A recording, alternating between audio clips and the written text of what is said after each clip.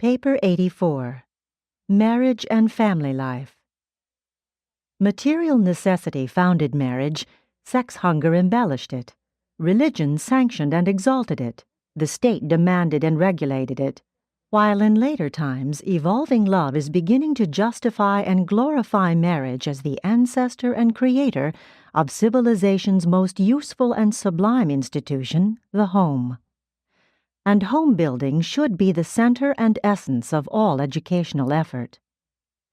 Mating is purely an act of self-perpetuation, associated with varying degrees of self-gratification. Marriage, home building, is largely a matter of self-maintenance, and it implies the evolution of society. Society itself is the aggregated structure of family units. Individuals are very temporary as planetary factors. Only families are continuing agencies in social evolution. The family is the channel through which the river of culture and knowledge flows from one generation to another. The home is basically a sociologic institution. Marriage grew out of cooperation in self-maintenance and partnership in self-perpetuation, the element of self-gratification being largely incidental.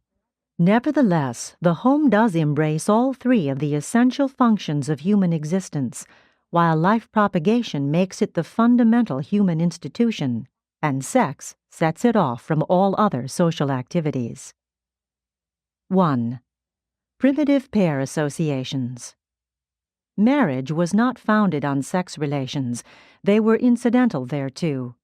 Marriage was not needed by primitive man, who indulged his sex appetite freely without encumbering himself with the responsibilities of wife, children, and home. Woman, because of physical and emotional attachment to her offspring, is dependent on cooperation with the male, and this urges her into the sheltering protection of marriage. But no direct biologic urge led man into marriage, much less held him in.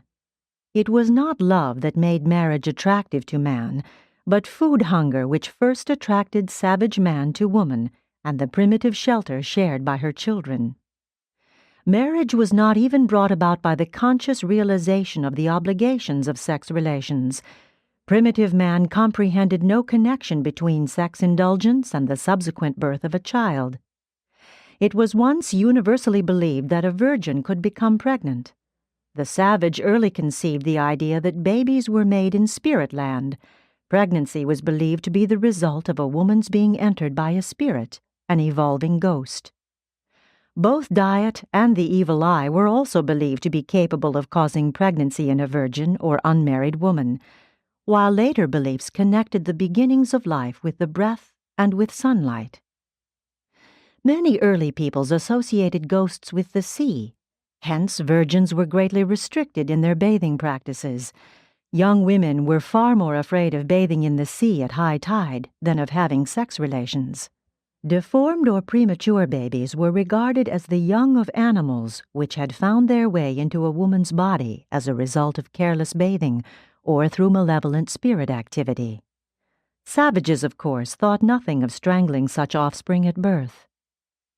The first step in enlightenment came with the belief that sex relations opened up the way for the impregnating ghost to enter the female. Man has since discovered that father and mother are equal contributors of the living inheritance factors which initiate offspring. But even in the 20th century, many parents still endeavor to keep their children in more or less ignorance as to the origin of human life.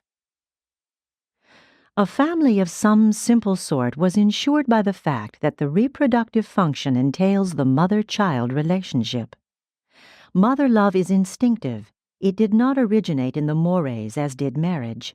All mammalian mother love is the inherent endowment of the adjutant mind spirits of the local universe, and is in strength and devotion always directly proportional to the length of the helpless infancy of the species.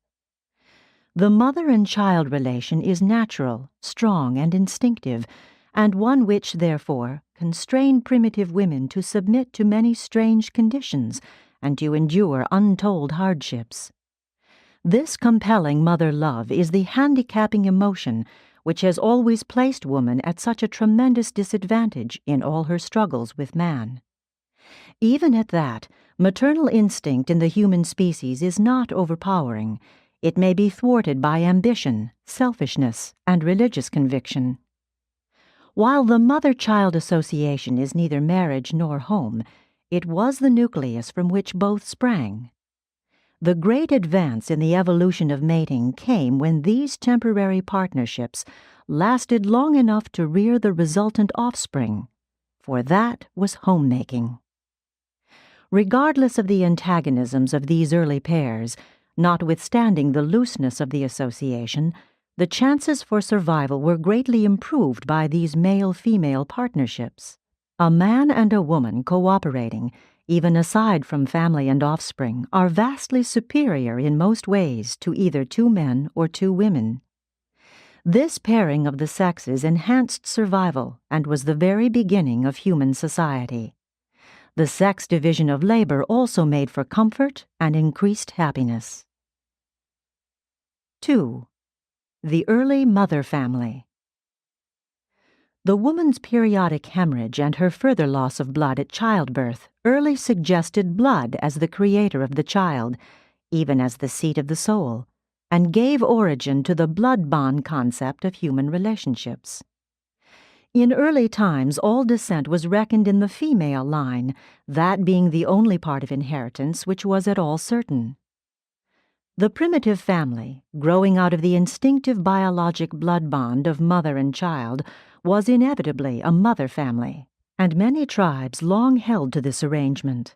The mother family was the only possible transition from the stage of group marriage in the horde to the later and improved home life of the polygamous and monogamous father families. The mother family was natural and biologic.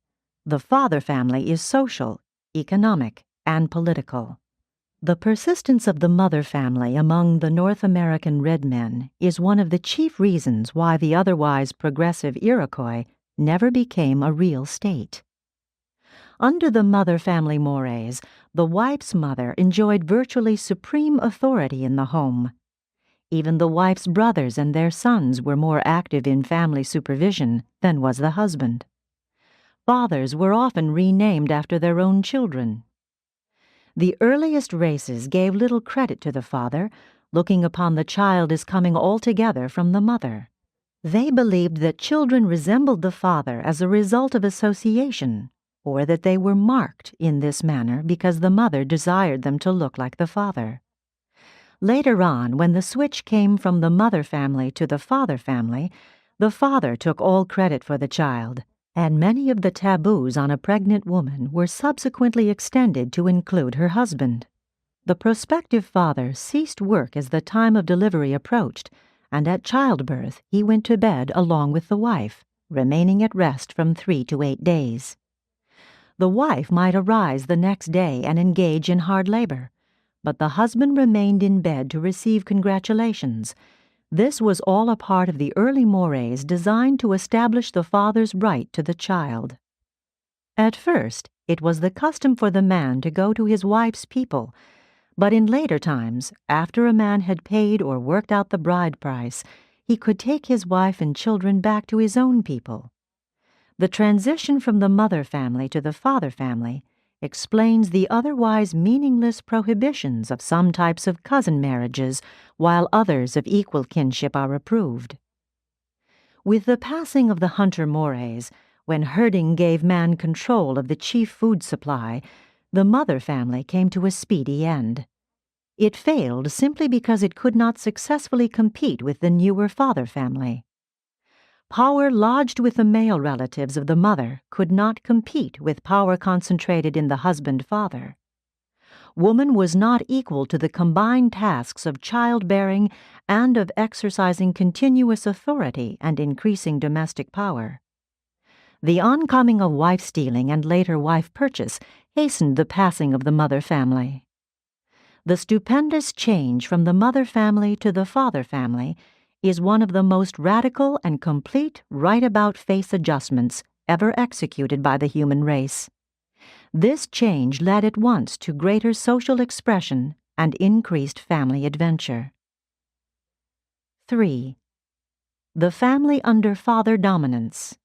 It may be that the instinct of motherhood led woman into marriage, but it was man's superior strength, together with the influence of the mores, that virtually compelled her to remain in wedlock.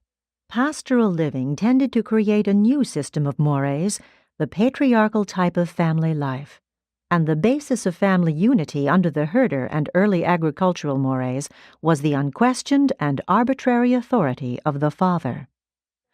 All society, whether national or familial, passed through the stage of the autocratic authority of a patriarchal order.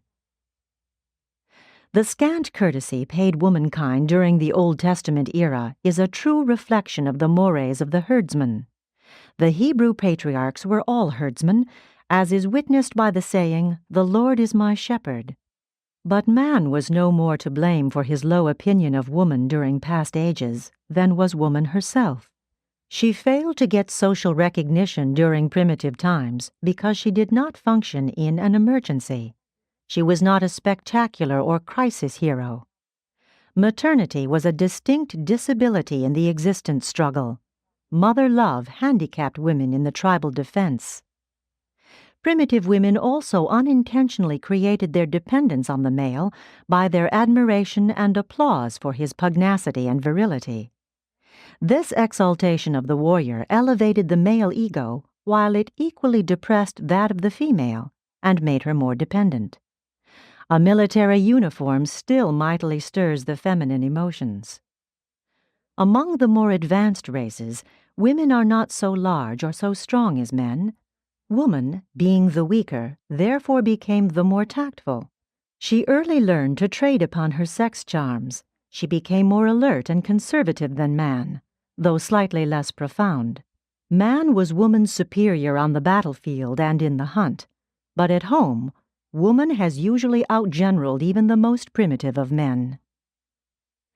The herdsman looked to his flocks for sustenance, but throughout these pastoral ages, woman must still provide the vegetable food.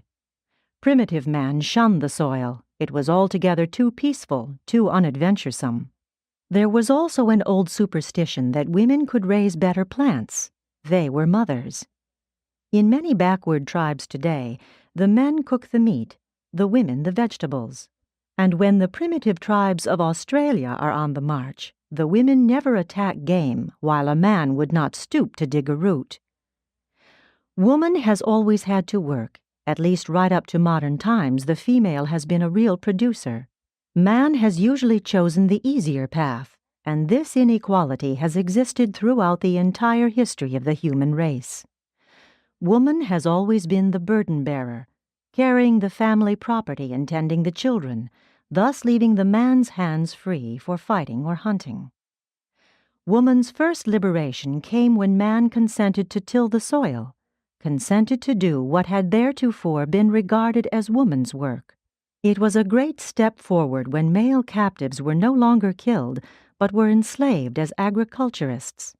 This brought about the liberation of woman so that she could devote more time to homemaking and child culture.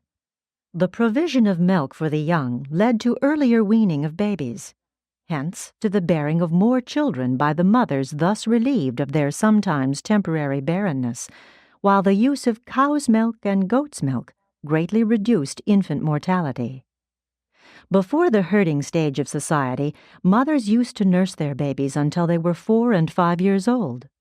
Decreasing primitive warfare greatly lessened the disparity between the division of labor based on sex, but women still had to do the real work while men did picket duty. No camp or village could be left unguarded day or night, but even this task was alleviated by the domestication of the dog. In general, the coming of agriculture has enhanced woman's prestige and social standing.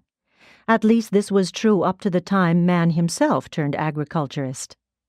And as soon as man addressed himself to the tilling of the soil, there immediately ensued great improvement in methods of agriculture, extending on down through successive generations.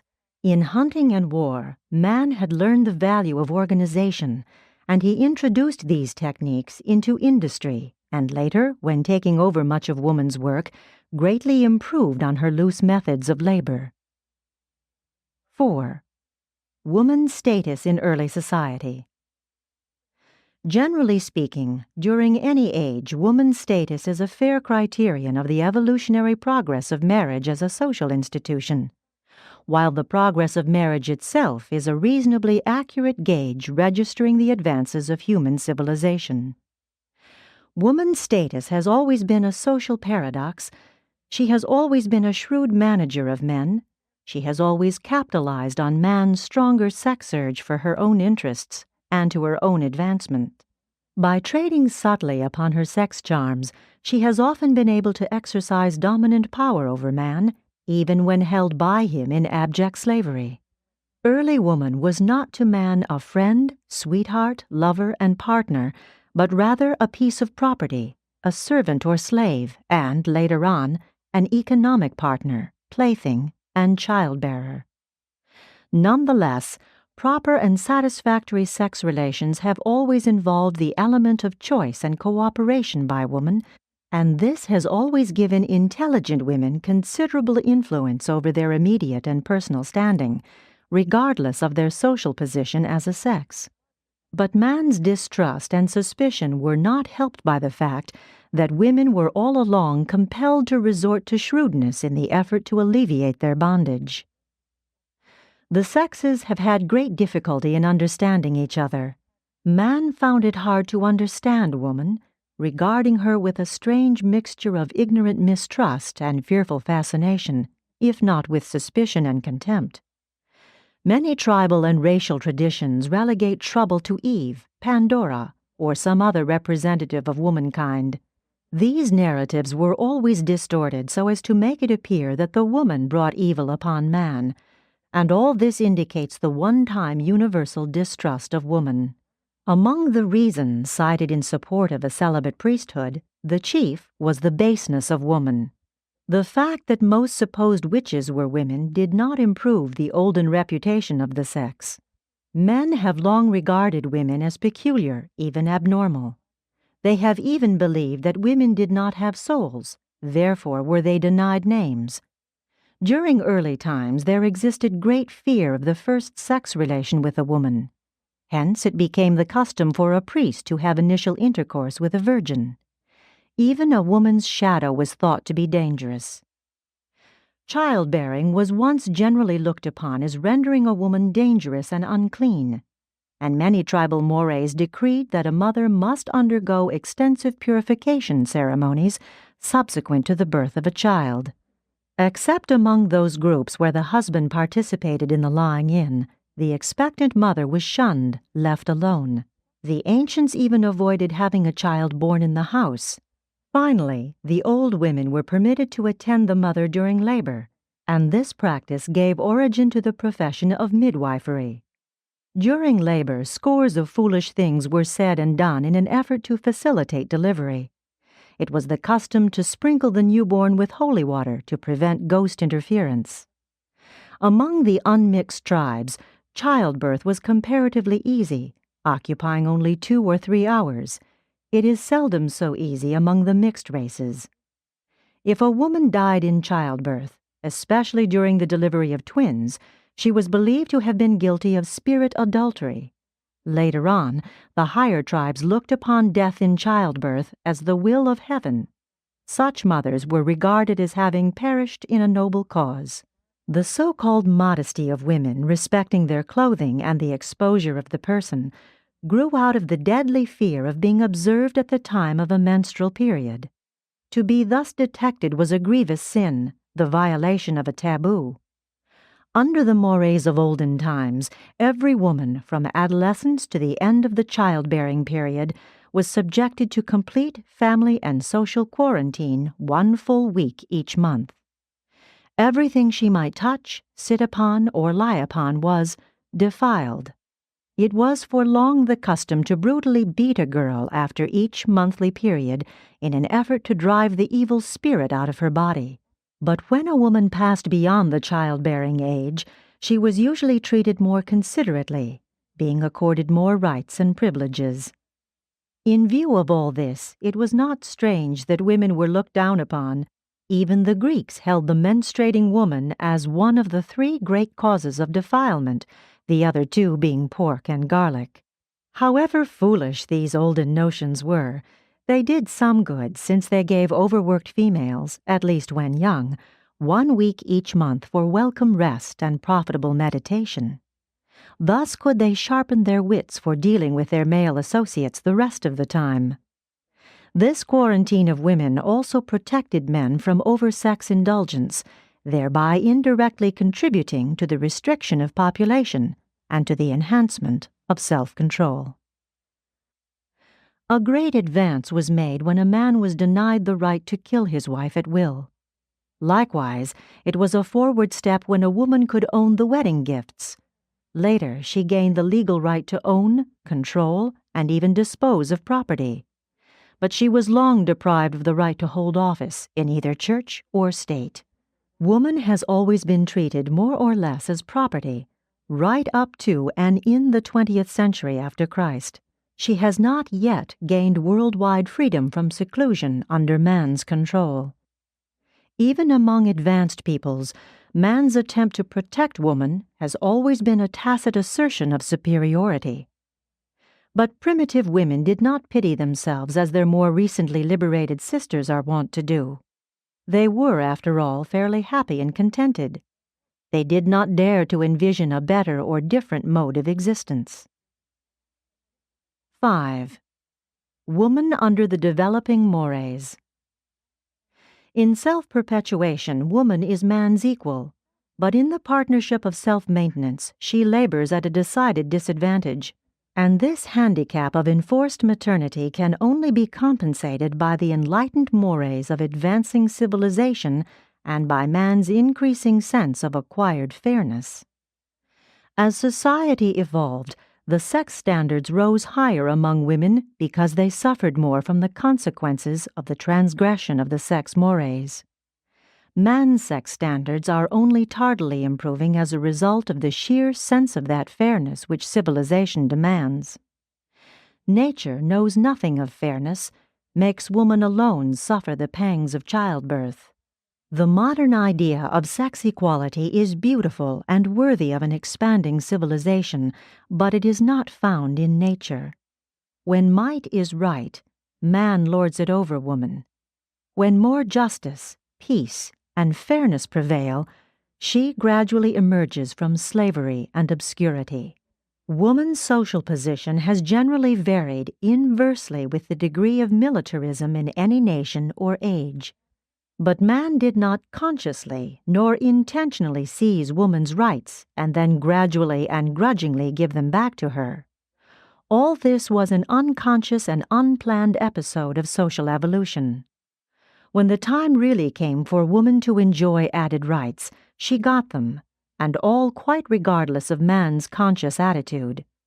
Slowly but surely, the mores change so as to provide for those social adjustments which are a part of the persistent evolution of civilization. The advancing mores slowly provided increasingly better treatment for females. Those tribes which persisted in cruelty to them did not survive. The Adamites and Nodites accorded women increased recognition, and those groups which were influenced by the migrating Andites have tended to be influenced by the Edenic teachings regarding women's place in society.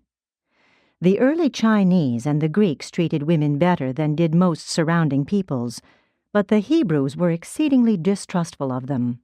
In the Occident, woman has had a difficult climb under the Pauline doctrines which became attached to Christianity, although Christianity did advance the mores by imposing more stringent sex obligations upon man. Woman's estate is little short of hopeless under the peculiar degradation which attaches to her in Mohammedanism, and she fares even worse under the teachings of several other Oriental religions. Science, not religion, really emancipated woman. It was the modern factory which largely set her free from the confines of the home. Man's physical abilities became no longer a vital essential in the new maintenance mechanism. Science so changed the conditions of living that manpower was no longer so superior to woman power. These changes have tended toward woman's liberation from domestic slavery and have brought about such a modification of her status that she now enjoys a degree of personal liberty and sex determination that practically equals man's. Once, a woman's value consisted in her food-producing ability, but invention and wealth have enabled her to create a new world in which to function, spheres of grace and charm. Thus has industry won its unconscious and unintended fight for woman's social and economic emancipation. And again has evolution succeeded in doing what even revelation failed to accomplish. The reaction of enlightened peoples from the inequitable mores governing woman's place in society has indeed been pendulum-like in its extremeness.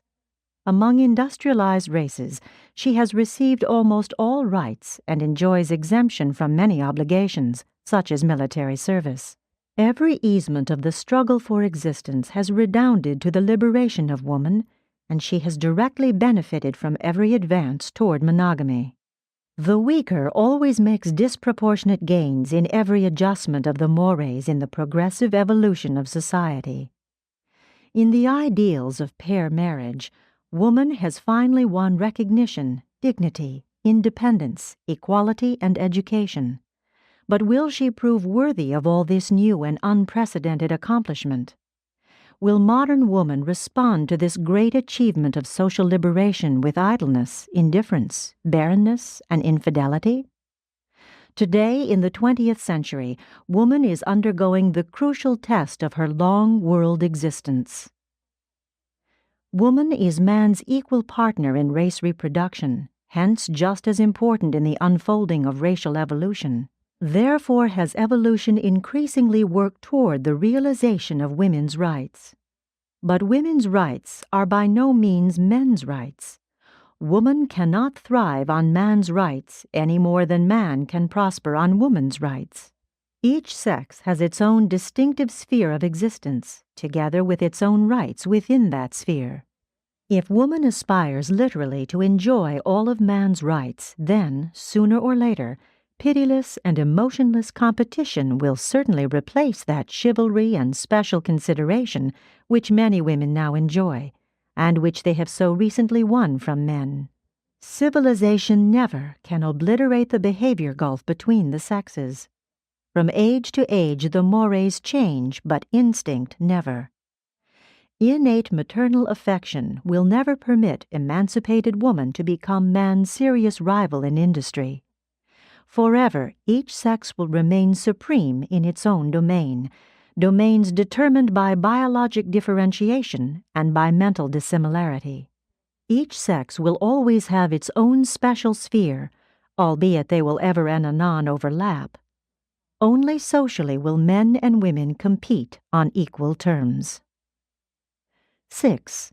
The partnership of man and woman.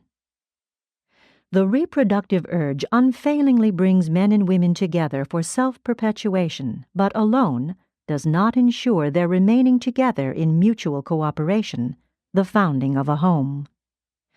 Every successful human institution embraces antagonisms of personal interest, which have been adjusted to practical working harmony, and homemaking is no exception. Marriage, the basis of home building, is the highest manifestation of that antagonistic cooperation which so often characterizes the contacts of nature and society. The conflict is inevitable. Mating is inherent, it is natural.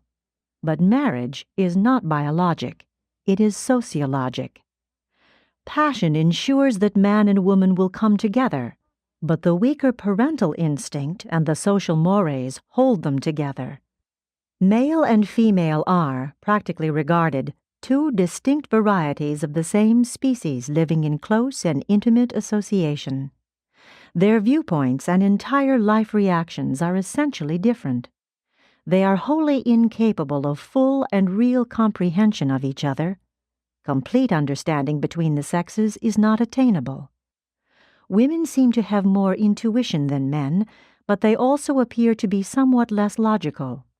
Woman, however, has always been the moral standard-bearer and the spiritual leader of mankind. The hand that rocks the cradle still fraternizes with destiny.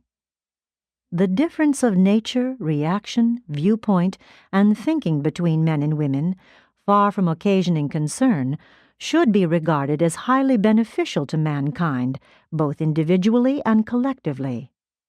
Many orders of universe creatures are created in dual phases of personality manifestation. Among mortals, material sons, and mid-soniters, this difference is described as male and female.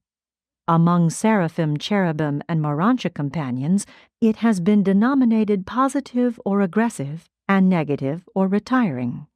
Such dual associations greatly multiply versatility and overcome inherent limitations, even as do certain triune associations in the Paradise Havona system. Men and women need each other in their morontial and spiritual, as well as in their mortal careers. The differences in viewpoint between male and female persist even beyond the first life and throughout the local and super-universe ascensions. And even in Havona, the pilgrims who were once men and women will still be aiding each other in the paradise ascent. Never, even in the core of the finality, will the creature metamorphose so far as to obliterate the personality trends that humans call male and female. Always will these two basic variations of humankind continue to intrigue, stimulate, encourage, and assist each other. Always will they be mutually dependent on cooperation in the solution of perplexing universe problems and in the overcoming of manifold cosmic difficulties. While the sexes never can hope fully to understand each other, they are effectively complementary, and though cooperation is often more or less personally antagonistic, it is capable of maintaining and reproducing society.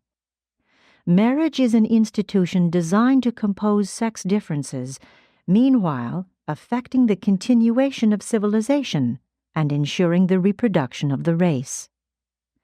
Marriage is the mother of all human institutions, for it leads directly to home founding and home maintenance, which is the structural basis of society.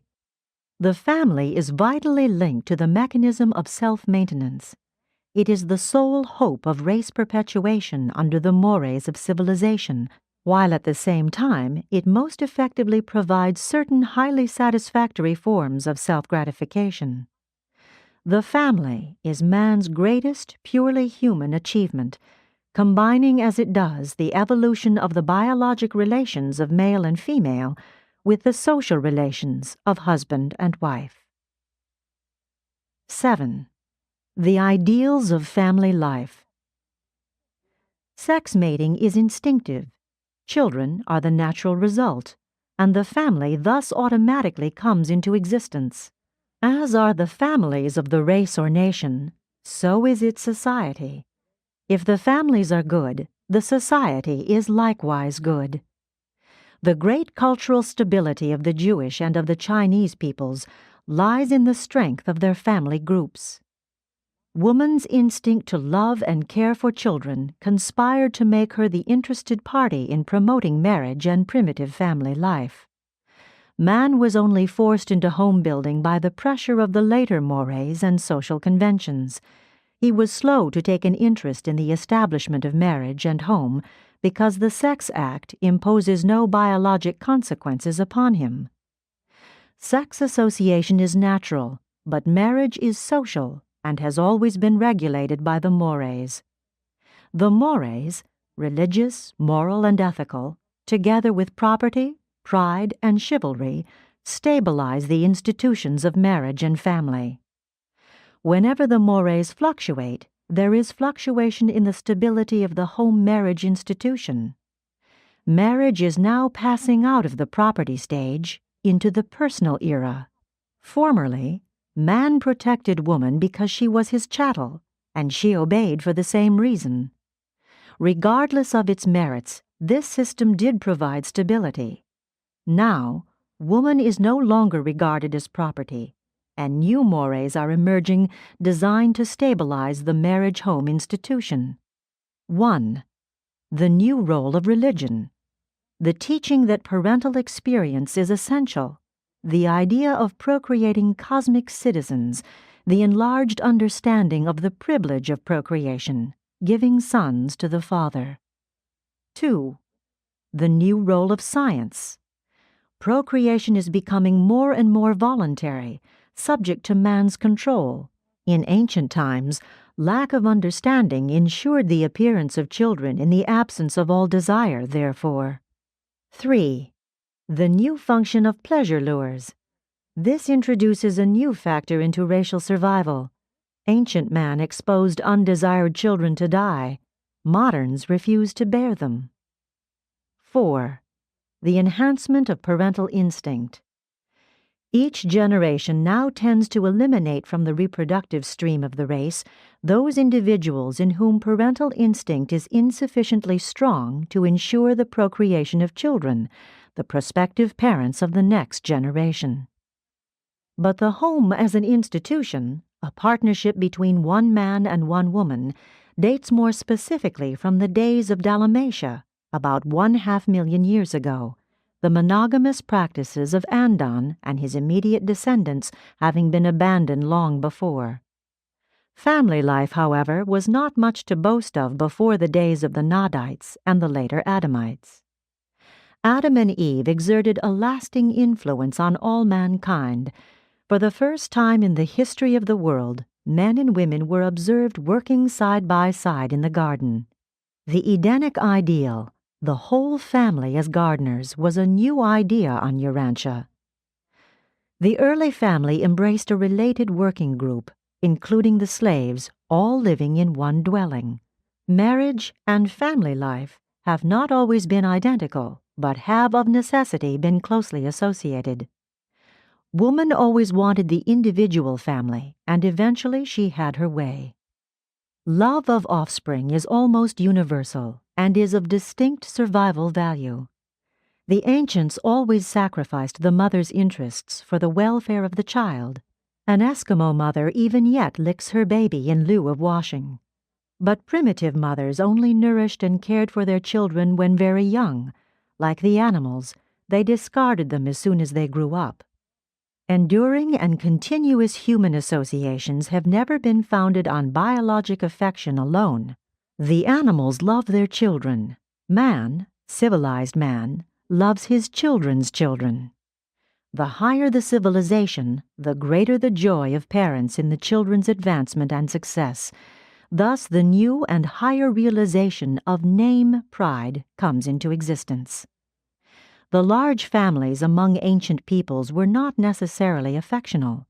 Many children were desired because 1. They were valuable as laborers. 2. They were old age insurance. 3. Daughters were saleable. 4. Family pride required extension of name. 5. Sons afforded protection and defense. 6. Ghost fear produced a dread of being alone. 7. Certain religions required offspring. Ancestor worshippers view the failure to have sons as the supreme calamity for all time and eternity. They desire above all else to have sons to officiate in the post-mortem feasts, to offer the required sacrifices for the ghost's progress through spirit land. Among ancient savages, discipline of children was begun very early, and the child early realized that disobedience meant failure or even death, just as it did to the animals. It is civilization's protection of the child from the natural consequences of foolish conduct that contributes so much to modern insubordination. Eskimo children thrive on so little discipline and correction simply because they are naturally docile little animals. The children of both the red and the yellow men are almost equally tractable. But in races containing Andite inheritance, children are not so placid. These more imaginative and adventurous youths require more training and discipline. Modern problems of child culture are rendered increasingly difficult by 1. The large degree of race mixture. 2. Artificial and superficial education. 3. Inability of the child to gain culture by imitating parents. The parents are absent from the family picture so much of the time. The olden ideas of family discipline were biologic, growing out of the realization that parents were creators of the child's being. The advancing ideals of family life are leading to the concept that bringing a child into the world, instead of conferring certain parental rights, entails the supreme responsibility of human existence. Civilization regards the parents as assuming all duties, the child as having all the rights. Respect of the child for his parents arises not in knowledge of the obligation implied in parental procreation, but naturally grows as a result of the care, training, and affection which are lovingly displayed in assisting the child to win the battle of life. The true parent is engaged in a continuous service ministry which the wise child comes to recognize and appreciate. In the present industrial and urban era, the marriage institution is evolving along new economic lines. Family life has become more and more costly, while children, who used to be an asset, have become economic liabilities. But the security of civilization itself still rests on the growing willingness of one generation to invest in the welfare of the next and future generations. And any attempt to shift parental responsibility to state or church will prove suicidal to the welfare and advancement of civilization. Marriage, with children and consequent family life, is stimulative of the highest potentials in human nature, and simultaneously provides the ideal avenue for the expression of these quickened attributes of mortal personality.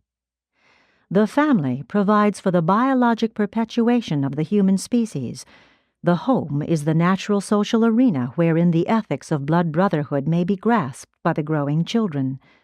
The family is the fundamental unit of fraternity, in which parents and children learn those lessons of patience, altruism, tolerance, and forbearance, which are so essential to the realization of brotherhood among all men.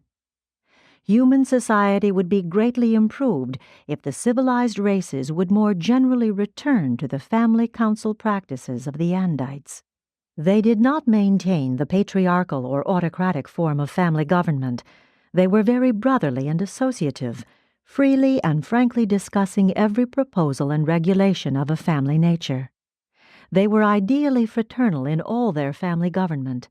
In an ideal family, filial and parental affection are both augmented by fraternal devotion. Family life is the progenitor of true morality, the ancestor of the consciousness of loyalty to duty. The enforced associations of family life stabilize personality and stimulate its growth through the compulsion of necessitous adjustment to other and diverse personalities.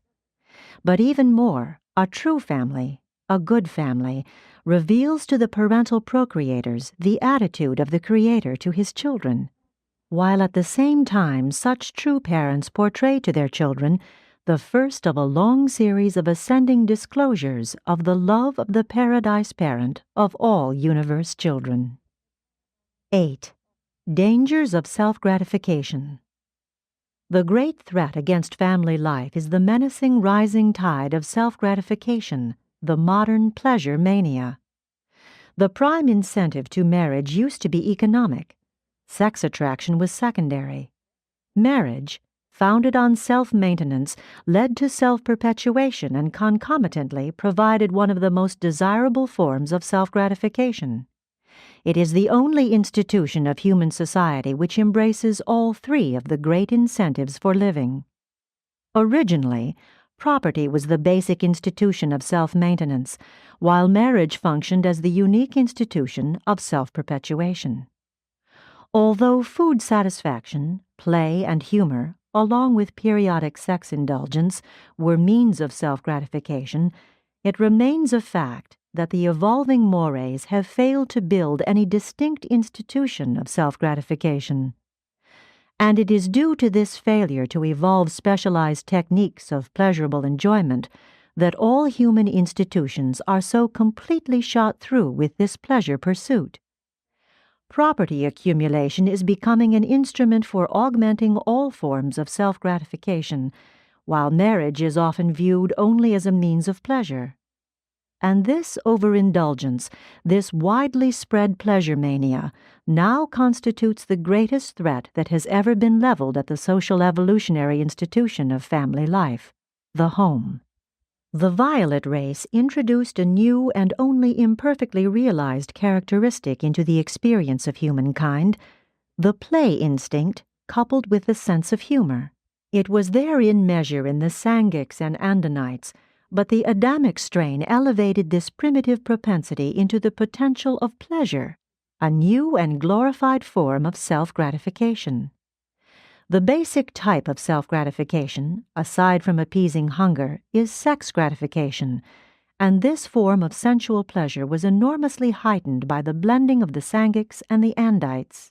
There is real danger in the combination of restlessness, curiosity, adventure, and pleasure abandon characteristic of the post-Andite races. The hunger of the soul cannot be satisfied with physical pleasures. The love of home and children is not augmented by the unwise pursuit of pleasure. Though you exhaust the resources of art, color, sound, rhythm, music, and adornment of person, you cannot hope thereby to elevate the soul or to nourish the spirit. Vanity and fashion cannot minister to home building and child culture. Pride and rivalry are powerless to enhance the survival qualities of succeeding generations. Advancing celestial beings all enjoy rest and the ministry of the reversion directors. All efforts to obtain wholesome diversion and to engage in uplifting play are sound. Refreshing sleep, rest, recreation, and all pastimes which prevent the boredom of monotony are worthwhile. Competitive games, storytelling, and even the taste of good food may serve as forms of self-gratification. When you use salt to savor food, pause to consider that, for almost 1,000,000 years, man could obtain salt only by dipping his food in ashes. Let man enjoy himself. Let the human race find pleasure in 1,001 ways. Let evolutionary mankind explore all forms of legitimate self-gratification, the fruits of the long upward biologic struggle. Man has well earned some of his present-day joys and pleasures, but look you well to the goal of destiny. Pleasures are indeed suicidal if they succeed in destroying property, which has become the institution of self-maintenance, and self-gratifications have indeed cost a fatal price if they bring about the collapse of marriage, the decadence of family life, and the destruction of the home, man's supreme evolutionary acquirement, and civilization's only hope of survival. Presented by the Chief of Seraphim stationed on Urantia.